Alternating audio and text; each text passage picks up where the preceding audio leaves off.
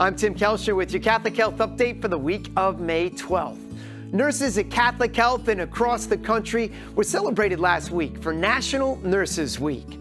Saying thank you is the least that we can do for these talented, dedicated, and compassionate individuals who keep us safe and are the backbone of our hospitals, ambulatory sites, skilled nursing facilities, and home care and hospice teams. So even though the week has come to an end, there's never a bad time to say thank you to all of the incredible nurses out there for all that you do.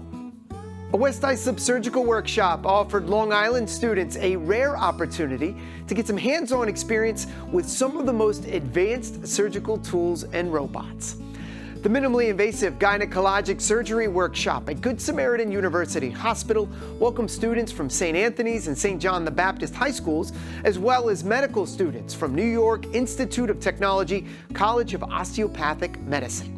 Catholic Health Chair of Obstetrics and Gynecology, Dr. Anthony Sampino, hosts this event each year and looks forward to sharing this special opportunity. We have the Da Vinci robot set up here, so we have the actual robot that's in the operating room, so they can sit at the console and they can control the robotic arms. It's really exciting to do this for the medical community, so I started doing this for those kids interested in OBGYN, and they come here and they can see what they can do. Finally, today was a sweet Mother's Day celebration for moms-to-be at Mercy Hospital. They hosted a hospital-wide baby shower that featured raffles, giveaways, even training on how to install a car seat. That's important.